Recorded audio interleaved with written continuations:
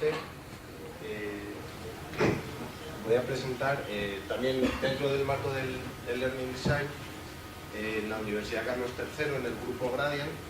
Hemos trabajado, trabajamos en su momento en un reproductor del Learning Design que mencionado en la presentación anterior, se llama Grail, está integrado dentro del LMS.Learn. Nos pusimos a utilizarlo, a juguetear con él, identificamos unas cuantas carencias que a nuestro juicio tenía la especificación. Y bueno, una de las carencias que identificamos es la integración de servicios, que ahora contaré un poquito más de qué va todo este rollo. Y bueno, para ilustrar un poco mejor la propuesta que hacemos, cómo soluciona a esa limitación, pues lo que voy a mostrar aquí es una experiencia de uso. Pues la propuesta ya está hecha, la tecnología está desarrollada, lo hemos puesto en marcha. Voy a contar un poco el caso de uso y qué resultados hemos tenido en ese caso de uso. Perdón. Bueno, este es más o menos el orden que voy a seguir. Primero voy a presentar un poco la tecnología, voy a pasar rápido porque ya hemos hablado y bastante bien de Learning Design, entonces voy a hablar un poco de esa limitación de la que hablaba, también un poco de nuestra solución. Luego ya me meto en la experiencia en sí. Contaré una experiencia previa en la que nos basamos para luego aplicar nuestra solución, por los motivos que yo iré contando. Contaré cuál es nuestra solución basada en GSI, los detalles de despliegue de la experiencia, cuándo la hicimos, cuánta gente hubo, ese tipo de cosas y bueno, un poco los resultados obtenidos. Primero, bueno, así muy rápidamente, que el Learning Design, ya hemos hablado mucho del Learning Design, no me voy a explayar, pero simplemente enfatizar un poco. El Learning Design es un lenguaje modelado educativo que nos permite secuenciar actividades. Entonces una cosa importante es no nos permite hacer ciclos de actividades, no nos permite hacer cosas arbitrarias con actividades, nos permite secuenciar actividades, establecer un orden, un principio y un final y seguir esa línea, que luego esa línea puede ser todo lo compleja que queramos de acuerdo a unas reglas de adaptación que pongamos. Y luego otra cosa importante también es que nos permite colaboración. Bueno, aquí un poco las ventajas, pues lo que ya habíamos hablado. El hecho de ofrecer un empaquetado autocontenido me permite una fácil y rápida distribución de los cursos diseñados con Learning Design, me permite reusar los contenidos, me permite abrir un curso, modificarlo, cambiarlo o utilizar lo que a mí me interesa en ese curso, me permite replicarlo fácilmente a muy poco coste. Bueno, eso como EML, que es en general. En particular este EML, también hemos hablado de ello, hace, por decir énfasis, propone soluciones para la adaptación de materiales, que son las propiedades y las condiciones. También el hecho de que existan los roles o el hecho de poder ofrecer material de forma selectiva nos abre la puerta a un aprendizaje colaborativo donde hacemos grupos, deshacemos grupos, etc. Y bueno, como un estándar de facto, es una especificación de las más ampliamente aceptadas, entonces nos ofrece interoperabilidad, pero bueno, un poco la respuesta a la pregunta que hacen en la presentación anterior deja un poco entrever cómo no hay tantos reproductores disponibles como para poder afirmar rotundamente que tenemos interoperabilidad, pero bueno, es una de las cosas que se busca y poquito a poquito vamos avanzando hacia eso. Bueno, entonces, Learning Design está bastante bien, pero bueno, nosotros hicimos unas cuantas experiencias con gente de la Universidad de Valladolid y nos dimos cuenta que, bueno, lo que intentamos hacer es desplegar flujos colaborativos complejos en entornos a distancia.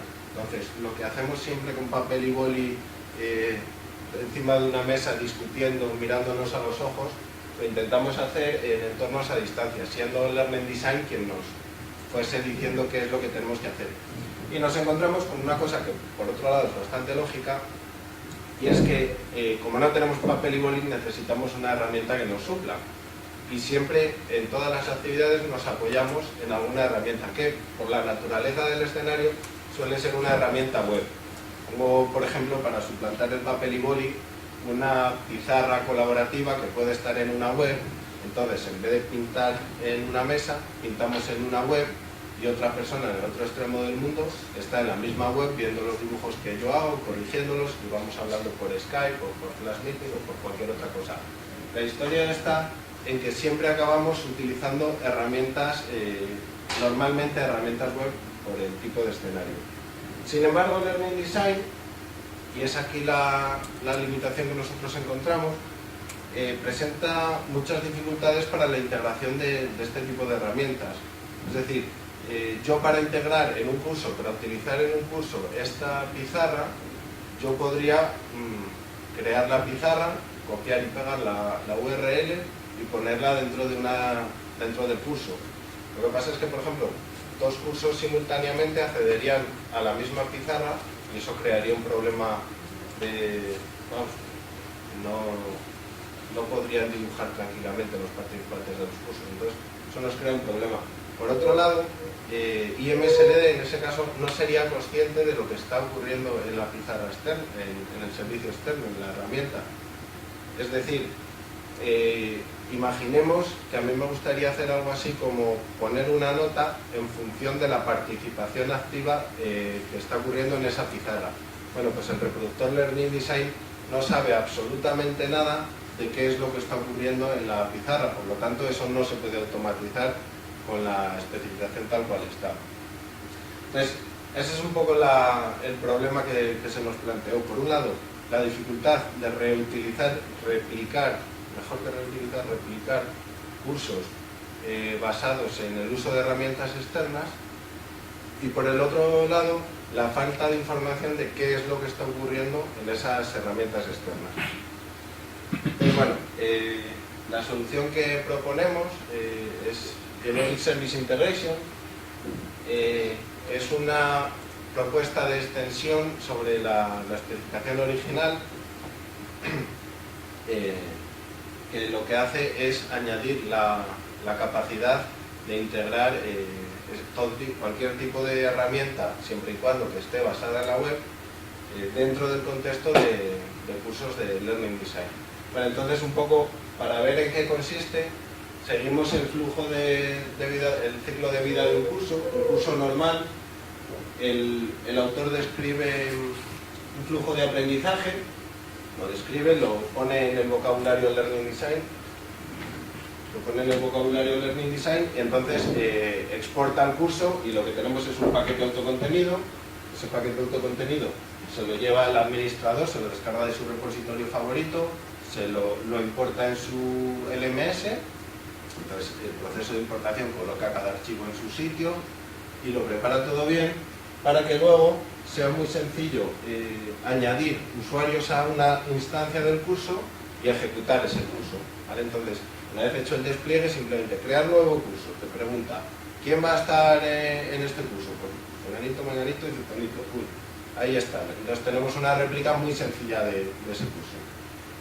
Vale, pues cuando GSI entra en el juego, a la vez que describimos el flujo educativo, tenemos que describir qué herramientas van a participar en ese flujo educativo, qué herramientas vamos a usar. Una de las características principales es que esas herramientas no las definimos de una forma concreta y específica, sino de una forma abstracta. Un ejemplo para entenderlo mejor. Voy a hablar de un caso de uso en el que hemos utilizado hojas de cálculo de Google. Vale, pues aquí el autor del curso no diría necesito una hoja de cálculo de Google, diría necesito la funcionalidad típica de una hoja de cálculo. ¿Por qué? Porque puede ser que eso luego lo vaya a desplegar en una institución en la que tengan su propia hoja de cálculo y estén potenciándola internamente, o puede ser que en la institución en la que lo ejecutan rechazan los servicios de Google por su política, por lo que sea. Entonces ese curso no podría aplicarse. Sin embargo, es un poco una carencia, una limitación, que solo por el hecho de poner Google no puede desplegarse. Entonces, como en realidad lo que queremos es la funcionalidad, lo vamos a describir en función de la funcionalidad, no en función del proveedor. Bueno, GSI ofrece un vocabulario para describir qué es lo que queremos, cómo lo vamos a usar, cuándo lo vamos a usar y quién lo va a usar dentro del curso. Eso va al paquete, Entonces, cuando se despliega, el LMS o la herramienta donde lo estamos importando le dice al administrador: oye, mira, he encontrado que aquí hay una descripción genérica de un curso, y le presenta todas las posibles alternativas sobre servicios soportados. Ahora comentaré qué es un servicio soportado. Entonces, revisando la lista de servicios soportados, el administrador del curso se encuentra uno que se parece mucho a las especificaciones que está solicitando el autor. Nos dice: oye, pues aquí me está pidiendo una hoja de cálculo y veo que soportamos las hojas de cálculo de Google. Lo voy a activar. Entonces, en ese momento, lo que aquí era abstracto pasa a ser concreto y nos falta la fase de ejecución. En la fase de ejecución, simplemente se crea una instancia del servicio concreto. La instancia puede ser crear una hoja de cálculo vacía, que se crea solo para el efecto en ese curso, y se calcula un link, un enlace, la URL a esa instancia, y se coloca dentro del environment en el que debería estar la herramienta externa. A partir de ahí, los usuarios simplemente hacen clic, se encuentran con una hoja de cálculo o con lo que sea que ofrezca el servicio, actúan y etcétera. Antes de actuar, antes de poder ejecutar los servicios y entrar en los servicios que como Pedro por su casa, lo que hay que hacer a veces es una configuración manual previa, y tiene que ser manual obligatoriamente porque ataca aspectos de privacidad. Si yo voy a permitir que una plataforma de la universidad acceda a mi cuenta en Google y traiga datos míos de mi cuenta en Google, tengo que ser yo expresamente que le dé permiso. Pues ahí tiene que haber por motivos de privacidad, tiene que haber una fase de configuración manual. Vale, entonces, ¿cómo se consigue esto del acceso al servicio externo? Bueno, pues tenemos el gestor del flujo del curso, que es Learning Design, y sobre este gestor añadimos una capa, que es la capa GSI, de tal forma que cuando el curso, el flujo educativo, necesita algo del servicio externo, ese algo puede ser una instancia nueva del curso, una instancia nueva del servicio, una configuración concreta del servicio en un momento dado, datos del servicio que necesito. Vale, cuando necesita algo se lo pide a la capa GSI. Entonces, la capa GSI, dependiendo de qué servicio estemos hablando, utiliza un API propietario, un estándar abierto, la forma que tenga establecida el servicio para que nos podamos comunicar con él. Entonces, por un lado, GSI ofrece un comportamiento fijo que está orientado al reproductor LED, y por otro lado ofrece un comportamiento variable que se configura en base a adaptadores del servicio. Entonces, ¿qué es un adaptador de servicio? Bueno, pues simplemente es una pieza de software que responde a lo que en Java llamaríamos una interfaz, en programación orientada a objetos llamaríamos una interfaz, y añade, rellenas esa interfaz para un servicio, para una herramienta externa concreta, y lo que estás haciendo es dar soporte para esa herramienta concreta. Para ser un poco más específicos y no perdernos en el océano de los detalles, lo que se hace es crear ese adaptador para soportar un caso de uso completo. Ahora, cuando os ponga el ejemplo de Google Spreadsheet, comentaré el caso de uso que se soporta para las hojas de cálculo. Entonces, bueno, una de las premisas es que sea de fácil desarrollo. Si nos costase meses y meses crear un adaptador, esto no tendría sentido porque habría un servicio y ya está.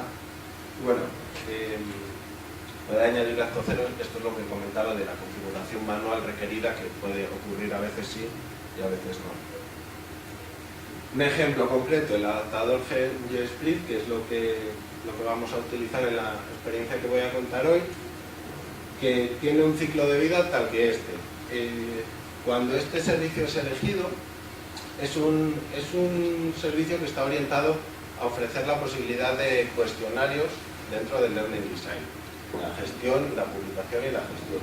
Entonces, en el acto cero, lo que nosotros llamamos acto cero, al profesor, solo al profesor, se le pide que dé permiso para que la plataforma Learning Design acceda a su cuenta en Google.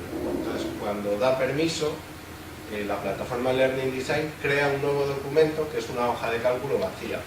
Vale, pasamos de actividad y a los alumnos les aparece un cuestionario. Pues un cuestionario web, pues, como cualquier otro cuestionario. Con la particularidad, y en dos particularidades. Primero, que cuando entregas el cuestionario, esas respuestas viajan automáticamente a la hoja de cálculo del profesor en Google. Esto es una funcionalidad que la da 100% Google. Nosotros lo único que hacemos es colocarla en un sitio concreto. Y otra particularidad que tiene este cuestionario es que al ser nosotros los que manipulamos el cuestionario, al ser el ED el que manipula el cuestionario, pueden meter el nombre de la persona que está respondiendo y una marca de agua para identificar que efectivamente se está respondiendo a través de la plataforma gestora del curso. Entonces, lo que tenemos en la práctica es que el profesor puede, para acceder a los resultados, puede ver en su hoja de cálculo una fila por cada uno de los alumnos que ha respondido. Entonces, esa fila va identificada con el correo, que no se ve muy bien, pero está. Entonces, pues contiene todas las respuestas que han dado todos los alumnos. Tiene sus ventajas, sus desventajas, y nosotros lo hemos utilizado de la siguiente forma. Y entonces aquí ya me olvido un poco de la tecnología y voy a pasar a la experiencia de uso donde lo hemos desplegado. Y aquí lo que muestro es el flujo de actividades de un curso colaborativo no orquestado. Este es un curso que se hizo en colaboración entre la Universidad Carlos III y la Pompeu Fabra, que lo que hacía era explorar el rol que juegan las diferentes localizaciones espaciales y la combinación de actividades formales, informales, actividades individuales, actividades de grupo, actividades en clase, actividades en casa. Bueno, un abanico de actividades muy amplio dentro del mismo flujo educativo. Entonces, bueno, el objetivo, para poner un poco en contexto, esto se lleva a cabo dentro de los cursos de ingeniería de la Pompeu Fabra. Tienen una asignatura en primer curso, primer cuatrimestre, que es algo así como Bienvenido al mundo de la ingeniería. Y en concreto, en la primera semana, el temario lo que les invita es a saber qué es una ingeniería, a saber qué es la universidad, de qué recursos disponen en el campus, cómo es el campus, etc. Entonces se propone una actividad que está orientada a conocer el campus. Entonces esta actividad se hace el primer día del curso académico, o sea, la primera vez que van a la universidad en su vida, los que vengan de primaria, claro, se encuentran con esta actividad. Entonces, es una actividad que tiene tres fases. La primera es explorar el campus, la segunda es explicar el campus y la tercera la denominamos reflexionar sobre el campus. En esta primera fase es un poco la más divertida de todas, aunque luego los alumnos dijeron que quizá había otra más divertida. Se les da un móvil NFC a los alumnos. NFC es una tecnología para intercambiar información en distancias muy cortas a través de tecnología RFID. Entonces, en la práctica, lo que es un móvil que tú tocas una tarjeta RFID y el móvil hace algo. Vale, pues ese hace algo lo aprovechamos de la siguiente manera. Repartimos aproximadamente 50 tarjetas RFID por la universidad, con su cartón protector correspondiente. Les damos los móviles a los alumnos y los alumnos lo que hacen es ir con su móvil toqueteando todas las tarjetas que se encuentran. Cada vez que tocaban una tarjeta, en su móvil se reproducía un material multimedia relacionado con la zona en la que estaban. Entonces, si van a la biblioteca, pues pulsan, entonces pues, les puede salir la URL de la biblioteca, les puede salir un vídeo sobre cómo coger documentos de la biblioteca, ese tipo de cosas. Entonces, esa era la forma que les propusimos para explorar el campus. Para darle un poco de vida al asunto, y para enlazarlo con la segunda actividad, solo les dimos media hora. En media hora no les dio tiempo a visitar más que 1 o 2 edificios de los 5 de que consta el campus. Entonces, ¿qué quiere decir esto? que había alumnos que eran expertos en un edificio, expertos entre comillas en su primer día, pero no sabían nada de otros edificios. Bueno, pues entonces eso lo que nos permite es, en una segunda fase, agrupar a los alumnos que son expertos en un edificio y que trabajen colaborativamente entre ellos para que luego el output de expertos alimente a otros alumnos que no han visitado ese edificio y ese tipo de cosas. Entonces, en una segunda fase, los profesores revisaban toda la actividad, todos los logs de actividad que habían dejado, el rastro que habían dejado los alumnos, y asignaban grupos. Entonces, de tal forma que en cada grupo, todos los miembros del grupo habían visitado el mismo edificio. Vale, tenían que trabajar colaborativamente en un documento, y en ese documento lo que hacían era explicar, de acuerdo a una plantilla, sin gastar demasiado tiempo, explicar el edificio que habían visto, la funcionalidad, dónde estaba, etcétera, etcétera. Y luego en la última fase hacían un examen individual, que era un cuestionario, en el que se les preguntaba de todo el campus. Pero ellos solo habían visitado un edificio y solo habían explicado un edificio. Pero disponían de los documentos creados por los demás grupos. Entonces había actividades al aire libre, visitar el campus, actividades en casa, que es lo que tenían que crear el documento, actividades más formales como un examen. Digamos que es lo que el objetivo era esto. Bueno, así cosas más remarcables sobre esta experiencia es bueno, la interacción de NFC con el entorno, que de aquellas lo estaban probando y funcionó muy bien, a los alumnos les gustó mucho, de hecho fue el gancho que se usó para atraer alumnos y vinieron una barbaridad de ellos. Y luego la combinación de actividades dentro o fuera del aula, actividades individuales en grupo, grupos dinámicos que aparecen, desaparecen, se disuelven, cambian los miembros y todo durante el flujo de actividades.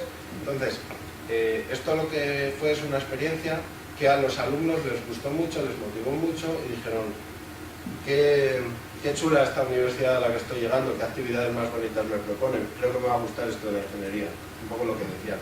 Sin embargo, los profesores dijeron: ¿dónde me he metido, por Dios? Porque lo que llevaba esto en la práctica era demasiado tiempo.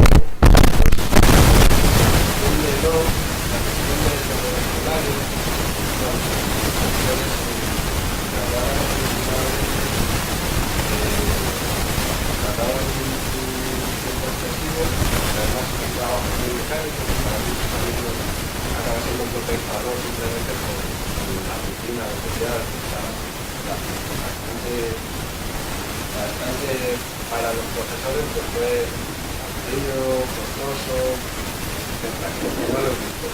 Y luego tuvo otro efecto, es que al tener que tardar un día en analizar toda la información de los alumnos, es imposible que todas las acciones se lleven a cabo en el mismo día. Entonces, los alumnos tuvieron que visitar un día el campus y otro día diferente, tuvo que haber 2 días de margen para darles tiempo a los profesores que pasen una panzada de 2 días seguidos analizándolos, como 2 días después como mínimo hacer el resto de las actividades.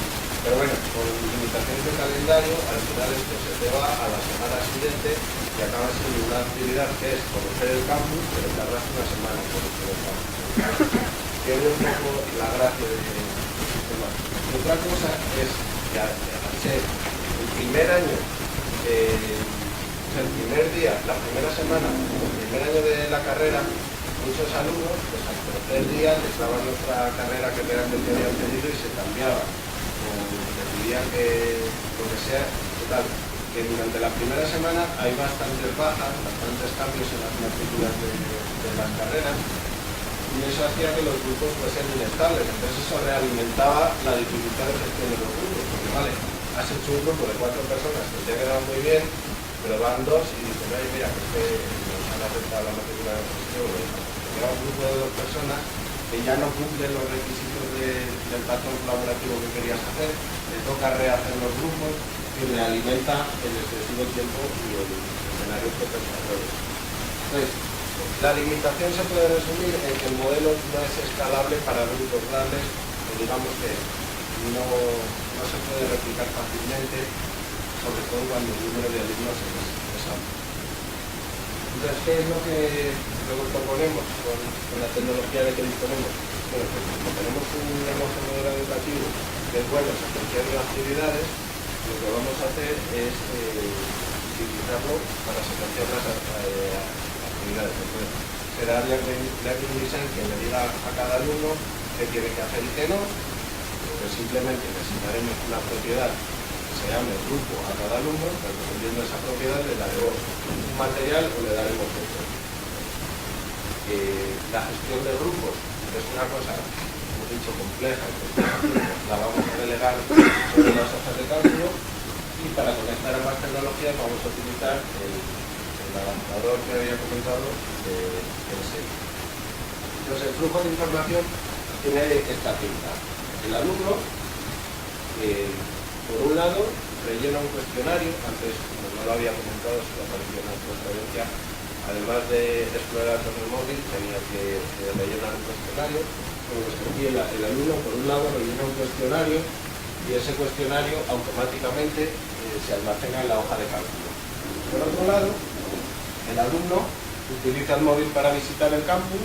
Ese móvil genera un log de actividad, y ese log de actividad lo sube en forma de una propiedad personal, queda asociada al alumno y queda con una estructura muy identificable, muy claramente definida. ¿Por qué? Porque todos lo han hecho exactamente igual. Y no es propenso a error porque simplemente tiene que subir un fichero con un formulario. Es muy poco propenso a error. Entonces, estos ficheros que tienen internamente una estructura muy concreta y han sido subidos de una forma muy concreta, tienen una estructura muy fácilmente parseable, y los parseamos con un script que tarda 3 segundos en aplicarse, y eso genera un fichero CSV que es importable en una hoja de cálculo. Vale, pues entonces ya tenemos toda la información en la hoja de cálculo que necesitamos, tenemos las respuestas de los alumnos y tenemos una recomendación, un análisis de los logs de los alumnos, las visitas con los móviles.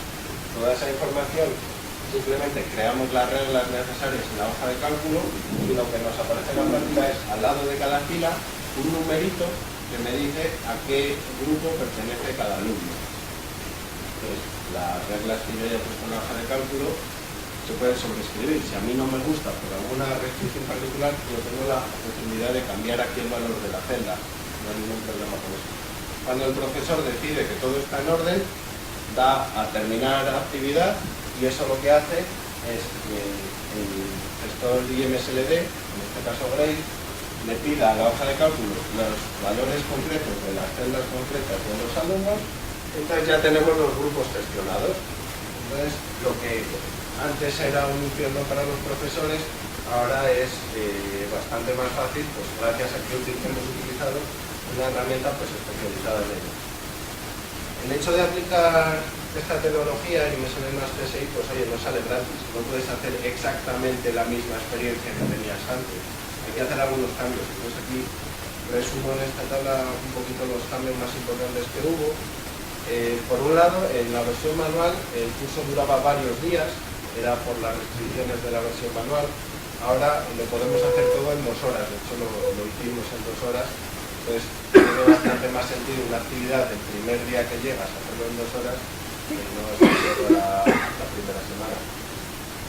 También un poco por estas restricciones temporales, había varias actividades que eran en casa. Ahora son todas las actividades en el aula. Eso lo que quiere decir, obviamente, es que necesitas un aula con ordenadores suficientes para todo. Conviene mencionar esas cosas porque no en todos los centros hay ese tipo de aula. Luego, por el número de móviles, debido al número de móviles que había, en la versión manual, la exploración del campus con el móvil se hacía en grupo, con un móvil a cada grupito de 2 o 3 personas, y ahora, pues, con la forma de desplegar, le podíamos dar un móvil a cada persona, porque teníamos cursos preparados para 25 personas, con la forma de trabajar podíamos dar un móvil a cada una de las personas. Luego también, ya no requerido por la tecnología, pero que es un cambio que ocurrió, que es en la versión manual, el curso valía un poquito de nota para la asignatura, era opcional, no era obligatorio, pero valía un poquito. y en esta versión orquestada no valía nada, completamente natural. Y luego una cosa que sí que es bastante importante de cara a la replicación del curso es que en la versión manual no había estructura de sesiones o grupos, sino que todos los alumnos hacían todo a la vez o asíncronamente, tan a la vez y tan asíncronamente como se pudiese. Y la versión orquestada lo que impone es unos timings muy concretos. Tenemos sesiones de 2 horas, lo que se hace dentro de 2 horas, etcétera, etcétera. Entonces son 25 alumnos por sesión y cuantos más sesiones más alumnos, pero vamos, sabemos que esa es la limitación. Esto es un poco como lo montamos en el design, sin abundar así demasiado en detalles para no gastar demasiado tiempo. Los 3 actos que hablábamos antes se reflejan en estas 3 fases. El profesor tiene que gestionar los grupos, mientras los alumnos se dividen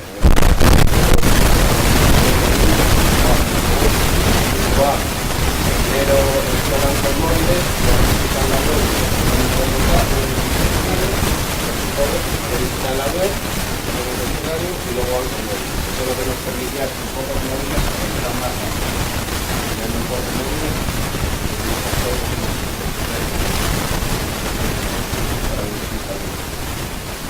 en el segundo acto, como el profesor ha gestionado los grupos y una vez que pasamos a esta fase ya tenemos los nombres de los grupos que hemos calculado en la hoja de cálculo, simplemente hay 5 actividades, pero cada alumno, independientemente de si es tipo A o tipo B, va a ir a una de las actividades concretas, a uno de los grupos concretos, y luego todos, independientemente del grupo en el que estén, van a ir a la misma actividad final, en la que tienen disponible, que en este diagrama no sale, pero tienen disponible, gestionado también por el orquestador, de forma automática, un enlace a cada una de las entregas de los demás grupos, de tal forma que tienen todos los documentos de todos los edificios para poder responder a este examen.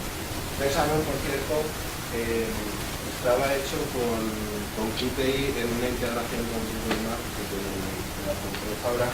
Eso al final tuvo un impacto en el curso, ahora comentaré. Esta es la puesta en marcha. Lo que hicimos fueron 4 réplicas del curso, que como había dicho que son 25 alumnos como máximo por réplica, lo que atendimos es en 8 horas, atendimos a 100 alumnos, lo cual está bastante bien. Cada réplica duraba 2 horas y lo que hicimos fue, en vez de ser nosotros los que daban la clase, aprovechamos la experiencia para ver cómo respondían los profesores que no conocían IMSLD, sí conocían el campus, sí conocían el patrón de trabajo, pero no conocían IMSLD y muchísimo menos conocían CSI, pues para ver un poco cómo respondían. Nosotros estábamos ahí en la sombra, entonces cuando tenían una duda, pues nosotros salíamos, la idea era un poco ver cómo respondían. No fue el primer día, fue el segundo curso académico, pero bueno, creo que no fue demasiado. Entonces esta es un poco la foto de lo que pasó ese día. Pues los alumnos iban con su móvil, tocaban en las etiquetas y bueno, iban interactuando, en la práctica sí que iban como grupos. Hay que decir que he hecho trampa, estas fotos no son de esta edición del curso, son del año pasado y hay un motivo muy bueno para que sean del año pasado. Y es que este año, por desgracia, cayó una tromba de agua impresionante en Barcelona ese día y estuvo las 8 horas diluviando.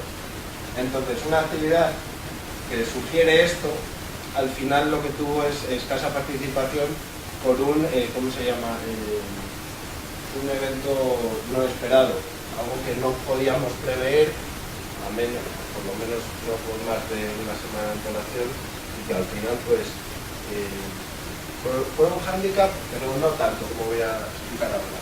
Entonces, un poco tras los análisis de los datos, todavía está un poco fresquita esta experiencia, la hicimos en septiembre, pues todavía está un poco fresquita, pero los resultados es que sí que ofrecimos escalabilidad entendida en el sentido de replicabilidad.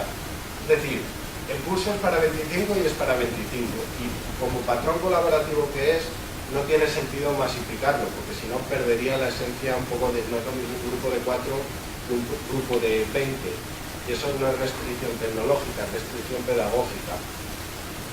Entonces, los grupos son de 25, en este caso son de 25 y punto.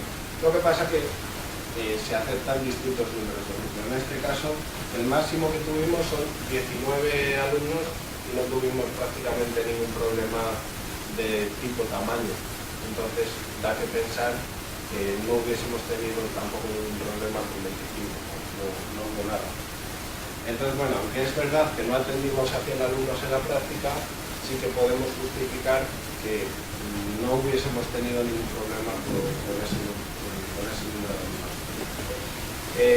¿Cuánto nos costó replicar un curso? Pues lo hicimos entre clase y clase. Lo que salían unos alumnos entraban otros, se sentaron cada uno en su sitio, nos dijeron sus nombres y cuando el último terminó de decir sus nombres ya estaba la réplica del curso creada.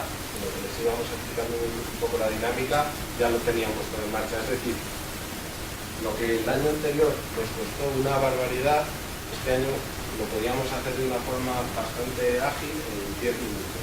Entonces eso, conseguimos escalabilidad en el sentido de que podíamos hacer las réplicas muy fácilmente, entonces la orquestación se podía replicar y por lo tanto atender a números grandes de alumnos, que es un poco lo que lográbamos.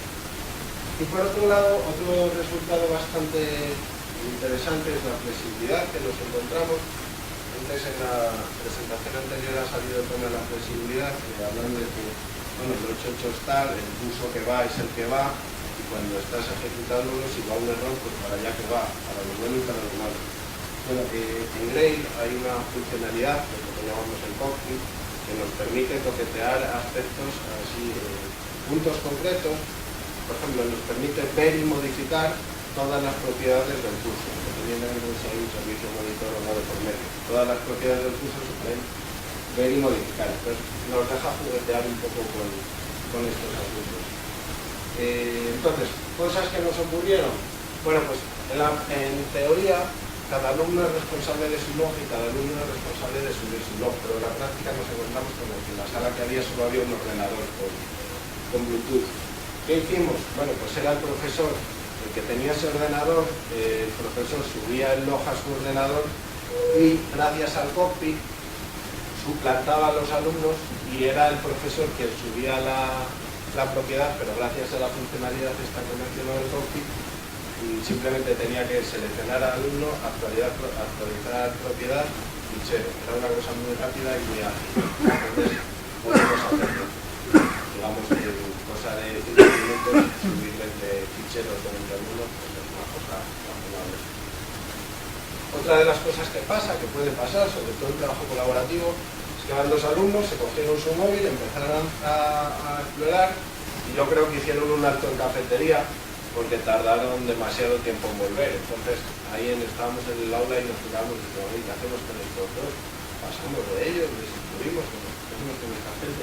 Bueno, pues lo que decidimos ahí en el momento fue asignarles un grupo manualmente, les guste o no, haber llegado antes, y que cuando vengan pues se pongan a trabajar con su grupo. Entonces eso lo pudimos hacer gracias a la hoja de cálculo es versátil y no te impone las restricciones a lo calculado está, sino que te deja modificar los valores de las celdas normalmente. Otra cosa relacionada también con la asignación de grupos es que, bueno, debido a la trompa de agua yo entiendo a los alumnos, la verdad, que también hubiese quedado también en casa. Es que hubo una de las réplicas del curso a la que solo vinieron 3 alumnos. Podría ser un fracaso, pero la verdad es que hay que decir que a nosotros nos vino muy bien porque vimos cómo este sistema responde a una situación tan adversa como un flujo que está preparado para 25 personas, de repente te vienen solo 3. ¿Qué hicimos? Les dimos los móviles, la actividad individual la hicieron individual, se fueron por ahí, volvieron y dijimos, venga, independientemente de lo que hayáis visitado, os vamos a asignar a los 3 al mismo edificio manualmente. Eso pudimos hacerlo sin ningún problema. Entonces el flujo educativo, ellos no notaron, por algún motivo no notaron, veían el aula vacía, pero no notaron que no había otro flujo. También derivado de este problema, que lo que pasó es que no había otros grupos, luego en la última fase no tenían el documento de los demás edificios, ¿vale? Es una cosa que pasa. ¿Qué hicimos? Coger el output de sesiones anteriores, donde se almacena en un repositorio de ficheros bastante fácil de manejar, y suplantamos, igual que habíamos suplantado alumnos, en este caso suplantamos grupos. hicimos como que éramos mientras realizamos la actividad, nos dedicamos a implantar los otros grupos, de tal forma que cuando llegaron a la última fase vieron los documentos de otros grupos habían creado, entre comillas, porque no había nadie, y pudieron hacer la última actividad. Y bueno, también pasó que un alumno a los 15 minutos se levantó y se fue.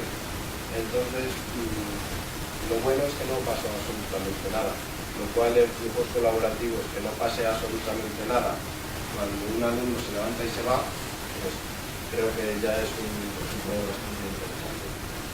Simplemente lo ignoramos y no hubo que hacer nada, porque la gestión del grupo no la contempló al no tener sus datos.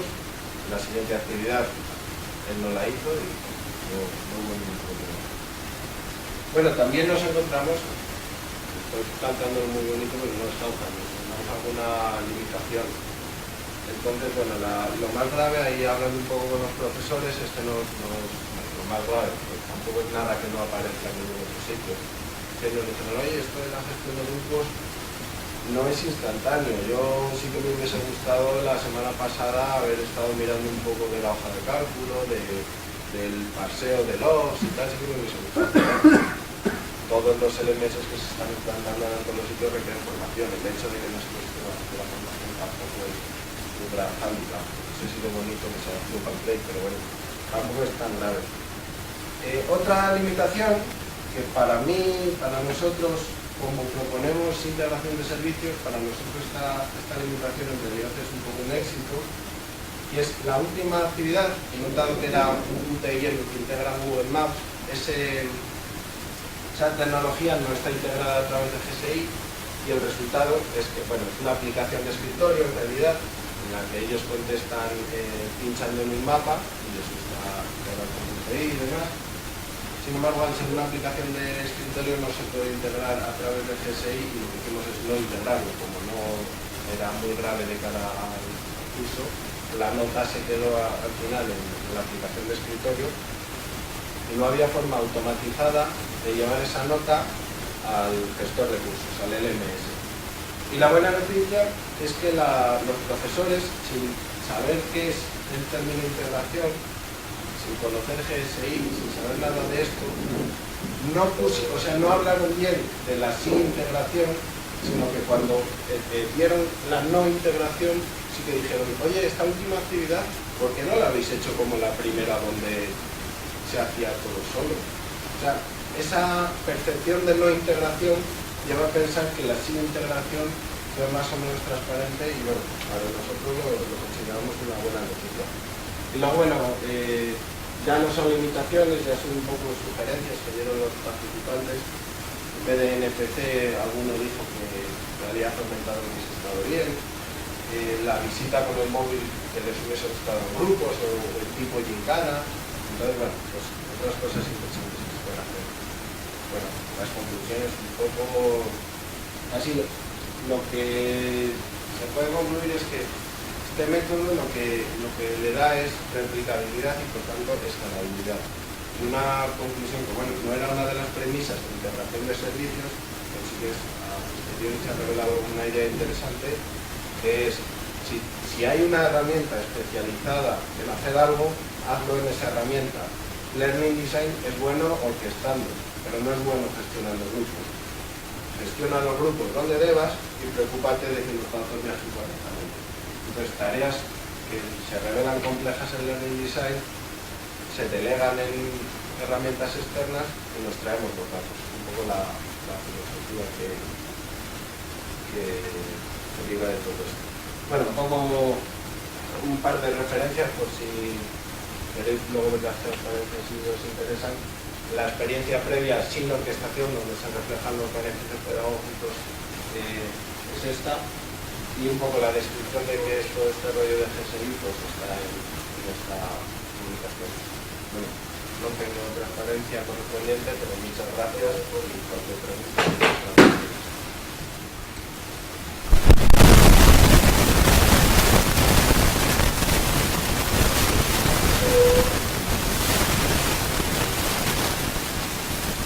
Bueno, primero felicitarte por la presentación, por la evaluación, por la experiencia real, son bastante trabajo.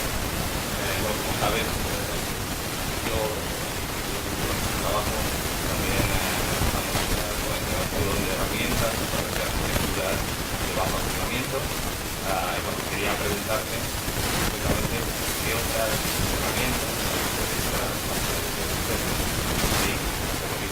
de adaptadores hechos, aparte de los por un lado, y después bueno, creo que la propuesta para llevarla a un LMS por otro necesitas una experiencia de dentro.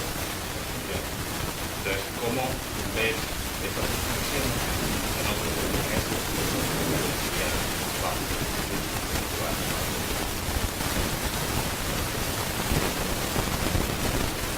Bueno, como decía la hay, virtuales era que hubiese tres, cosa que como vimos que las hojas de cálculo al final se revelaron bastante versátiles, pues nos hemos quedado en dos. Tenemos este de las hojas de cálculo y otro que hemos utilizado en programación, en clases de programación, que es simplemente una herramienta web que les permite a los alumnos, bueno, les permite a los profesores poner un test para un código en Java, simplemente pasa el test o no pasa el test, y luego los alumnos pueden subir su código para intentar pasar el test o no pasar el test. Entonces, sobre esa cosa tan sencilla en realidad, montamos un adaptador y lo que nos permitió es montar un flujo educativo que lo que hacía era, tienes una práctica grande en la que no puedes pasar al punto B hasta que no termines el punto A. ¿Qué te dice que terminas el punto A? Te lo dice que has superado el test en la plataforma web. Learning Design se comunica con la plataforma web, te dice ha terminado o se lo ha hecho bien. Entonces el profesor solo corrige la práctica global una vez y la corrige bajo el requisito de que mínimo pasan los test. Bueno, estamos hablando de, bueno, los que tenéis clase de programación estaréis acostumbrados a prácticas que no compilan y que te llega un correo la noche antes diciendo no me compila, ¿qué hago? A ver qué hago. Bueno, pues con este sistema lo que nos encontramos es que bueno, ese tipo de cosas no lo teníamos. Sí que teníamos correos la noche antes de no me pasa el test, ¿qué hago? Pero sí que es verdad que según avanzamos al punto B y al punto C, la cantidad de esos correos pues, bajó bastante. Y luego en cuanto a bueno, entonces tenemos esos dos adaptadores. En cuanto a la otra pregunta, la dificultad o la viabilidad de implementar GSI en otro, tú has dicho otro LMS, yo te le voy a dar un poco la vuelta, en otro reproductor Learning Design, porque esta propuesta está muy centrada en Learning Design. Por eso la transparencia donde la explicaba estaba Learning Design y debajo GSI, está muy centrado en Learning Design. Creo que la tuya no es la centrada en Google. Bueno, entonces, está pensada para que no esté atada a la tecnología donde está implementado, es decir, es una propuesta que el vocabulario está en un XML que se encuentra dentro del manifiesto igual, y las fases de despliegue y ejecución están descritas de una forma abstracta, no están descritas ligadas a Dondel en concreto. Pues la premisa es que no debería ser difícil, bueno, debería ser tan difícil como en Dondel o tan fácil como en Dondel implementarlo para otro sitio. Ahora, yo solo lo implemento en Dondel, no lo implemento.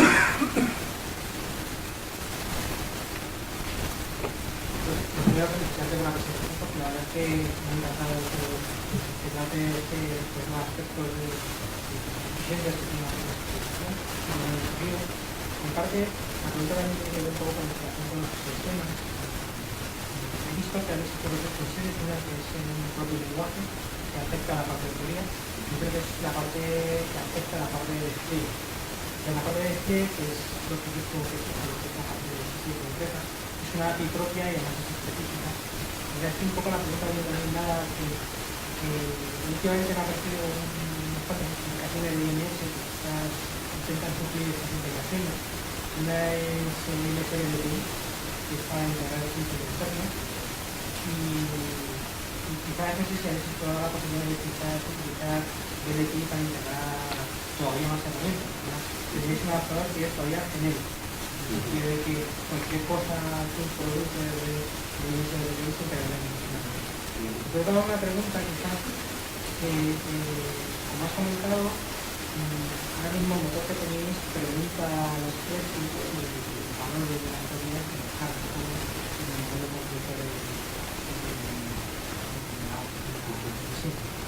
La pregunta es si habéis intentado utilizar, voy a decirte que existe la teoría. Otra idea quizás también está un poco más alineada con el cartridge y con el utilizar el learning information service para los outcomes que puede ser introducen para que puedas cargar desde una herramienta, ya sea un spreadsheet a Learning Design. No sé si quizás algo le pilla mejor que pillan en el proyecto. ¿Qué experiencia tienes? Un poco la respuesta a los dos comentarios, a las preguntas es más o menos la misma. Un poco la premisa del diseño, sí que es cierto que hay varias explicaciones que tratan de la información y bueno, te puedes analizar varias, unas te gustan, otras te gustan menos, otras tienen sus posiciones y sus malas. Y entonces, yo hablando con gente de aquí qué herramientas usas habitualmente, y son herramientas que ofrecen APIs propietarios, herramientas que han triunfado por lo que son, luego han ofrecido un API y ese API ha ido creciendo, entonces el API de Google Docs es muy grande, es completamente propietario y no respondía a nada, y yo quiero integrar Google Document porque me da una funcionalidad muy buena que además los profesores conocen y me están demandando, pero yo no me veo con fuerza de ir a Google y decir, oye, ¿por qué no me implementáis un estándar dentro de DNS? Que me vendría muy bien para juntarlo con el DDD. Pues un poco, el juego es el siguiente. En base a adaptadores, tú puedes crear adaptadores tanto para especificaciones propietarias como para estándares abiertos. Entonces podrías implementar un adaptador que todo lo que viaje a través de Common Practice, conozco más o menos, pero no los detalles, pero todo lo que sea conforme a esa especificación pueda viajar por ese único adaptador, no hace falta crear cientos de adaptadores. Vale, pues estaría bien. Pero como no queríamos dejarnos de lado esos servicios que, perdona si no es la palabra más adecuada, pero me voy a llamar reales, pues entonces la aproximación es más compleja. Y con respecto al segundo comentario, más o menos lo mismo. La forma de viajar de las propiedades no la queríamos hacer con uno de estos llamados estándares educativos, porque hay un montón de herramientas que, bueno, de experiencias previas lo que nos llevó es que las herramientas educativas surgen de donde menos te lo esperas, y una herramienta que tú usas para cualquier otra cosa vaya alguien y la usa para enseñar. Llegar a cosas tan locas como utilizar un juego para enseñar. No te vas a ir a EA Sports y decirles que van a enseñar. Entonces la idea es esa. La política de adaptadores te permite tanto cosas estandarizadas como artificiales. Y esa es la premisa. No digo que sea la mejor, digo que sea la mejor.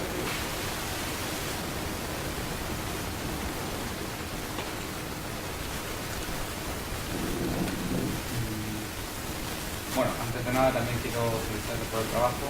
Realmente me ha gustado mucho, conocía tu trabajo con un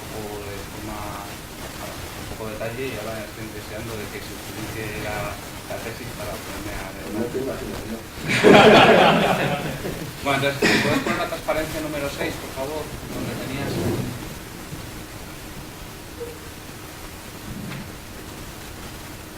Vale.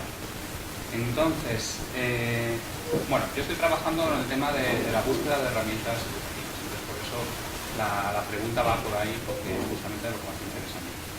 Entonces, según he explicado, en el paquete, en la unidad de aprendizaje, habrá una descripción funcional de la herramienta. Entonces, esto viene relacionado con justamente lo que acabas de comentar ahora mismo, y es que los profes tienen la costumbre de utilizar las herramientas para cosas que en principio las herramientas no estaban pensadas. Bueno, herramientas que se usan para otras cuestiones, el profesor la utiliza para educar. Entonces, ¿tú crees que realmente en tu caso el profesor hubiese dicho yo quiero una hoja de cálculo, o hubiese dicho quiero una herramienta para gestionar grupos? Esa es la primera pregunta. Y después, una vez que en la unidad de aprendizaje hay una descripción funcional de la herramienta, pasar al deployment y que sea un administrador el que seleccione esa herramienta y la despliegue en el entorno. Eso, o sea, por un lado, cómo encuentra el administrador esa información,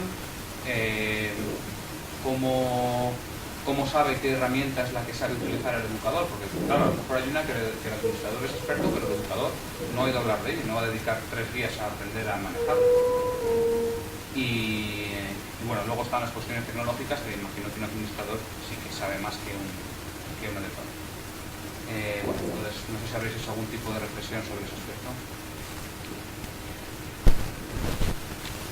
Muchas gracias.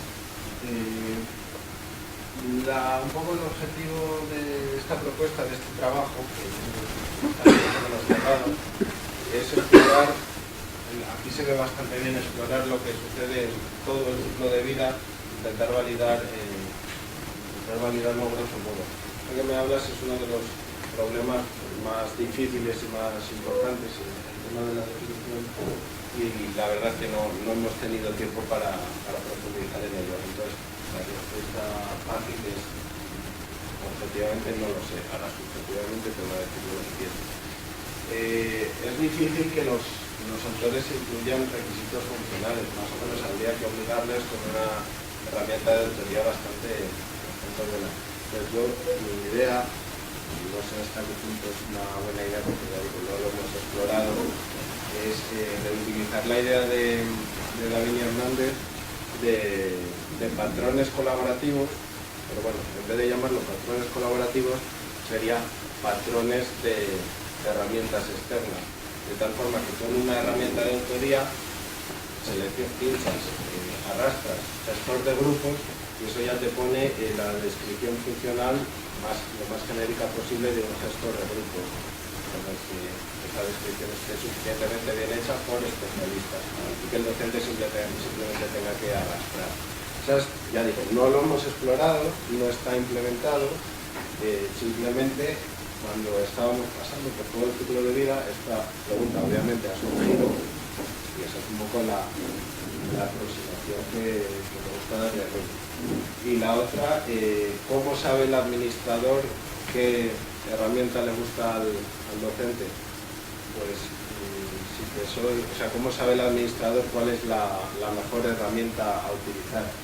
En la implementación que hay ahora mismo, simplemente te sale, tenemos una pantalla en la que te sale el servicio, el nombre del servicio requerido y un listado de todos los servicios posibles, y puedes aplicar filtros, algo así como filtro por palabras clave y cosas así, o sea, cosas no muy profundas. Cuando tú pulsas en uno de los servicios posibles, te guste por la pequeña descripción que viene al lado, te sale a la izquierda de la pantalla la descripción que viene dentro del manifiesto y a la derecha la descripción, la documentación del servicio, de tal forma que la documentación y la descripción son paralelas entre sí, puedes ir más o menos comparando visualmente, ¿vale?